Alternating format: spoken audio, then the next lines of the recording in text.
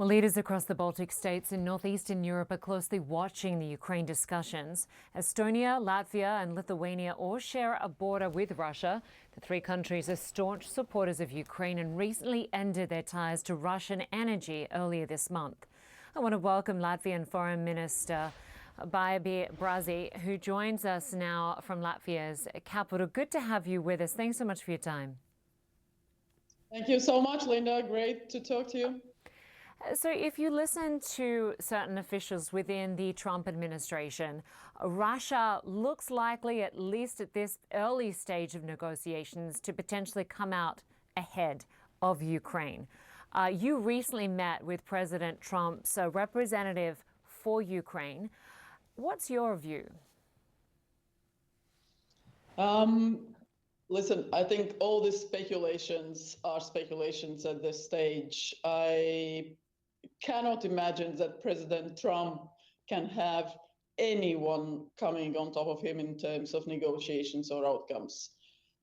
From what I see, peace through strength in the US politics is pretty prominent. So it's very hard to imagine the outcomes of this negotiation being different. So full trust to the US. As for the Baltic states, we have been NATO and EU members for 20 years. We are one of the strongest supporters in terms of all defense, energy, anything that there is of the US. We have big communities of Latvians, Estonians, and Lithuanians in the United States. We are fully connected with the US, so I'm sure our interests as NATO, but also as bilateral partners, will be well represented in this negotiation. Your country borders Russia. If Russia can take and keep territory in Ukraine, how much concern is there that he may do the same with other countries? And can you give us a sense of the sort of security threats that you're already countering from Russia and potentially what you believe to be Vladimir Putin's end goal? Again, we as NATO member states for 20 years, of course, we have been part and parcel of shaping the new NATO's defense plans, which are meant and which are exercised on a daily basis. We have US troops in the Baltics, we have US partnerships, defense partnerships in the strongest possible way. So I don't think President Putin would have any intention to start a war with NATO. That would be quite a different type of war than what he's conducting currently, the aggression against Ukraine. And let's not forget, Ukraine's will is decisive. Ukraine has the strongest army in Europe, almost 1 million strong. It has the largest territory, it has strategic depth. President Putin did not gain his objectives through the war. He will try through peace talks. Those objectives go beyond Ukraine, that is quite clear. He has already indicated that. But again, I don't see any indications that he's going to get what he wants. But let's not forget Russian tactics. They will present ultimatums, they will demand maximum.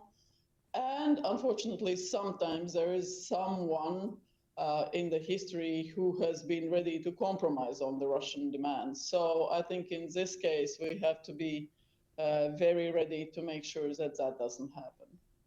We've already heard from the leaders of the UK and Poland. Both nations say they're willing to send peacekeeping troops to Ukraine. Are you hearing that other nations will likely follow suit? We currently, together with the other allies at NATO, are sort of in a classified way analyzing certain parameters and discussions.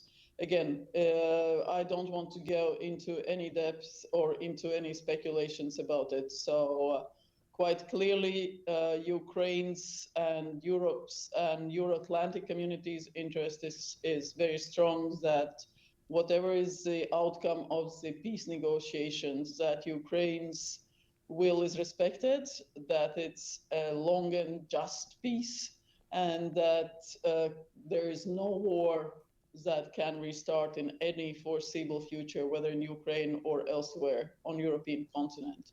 But again, NATO is strong, as Pete Heck said, the defense secretary said, NATO has to become stronger, more military oriented, a lethal alliance. So we fully agree. We also fully agree with the US point that Europe needs to raise defense spending. Our defense spending is close to 4%, and we are still adding to it. And we expect all the allies going up to a certain percentage that guarantees the ability to defend ourselves. When you look at how much nations have spent on Ukraine, the US has given more to Ukraine than any other nation by a long shot. We saw the hastily organized meeting between European leaders in Paris today, when, of course, Europe learned that Russia and the US were having these talks about the future of Ukraine. Can Europe defend Ukraine without Russia, without the US? Let's get some facts straight. In terms of military aid, US is the biggest aid provider. Lots of it goes back into the US defense production, and lots of factories have been restarted. Lots of parts and states have really benefited from that in terms of economy, in terms of production. So that's very, very good. Also, a lot of allies are buying US defense products. So that is also very good. While Europe is the overall biggest aid provider to Ukraine in total numbers, not only military, but also humanitarian, economic, and other aid. Second biggest military aid provider is the Nordic Baltic region, the Nordic Baltic 8 countries. So we have gone way above the percentages of others. Latvia gives to Ukraine about 1% of GDP, and a quarter of that percent of GDP is military aid.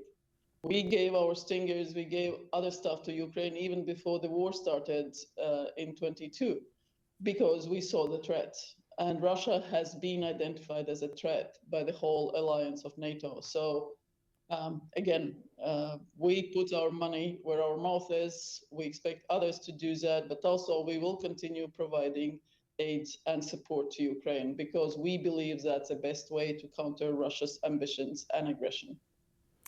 Baiba Bratse, we appreciate your time and that you've had with us today. Thanks so much. Thank you so much. We are in it together. Absolutely. Appreciate it. Thank you. Still to come tonight, parts of the U.S. are dealing with deadly flooding as the central region prepares for an Arctic blast.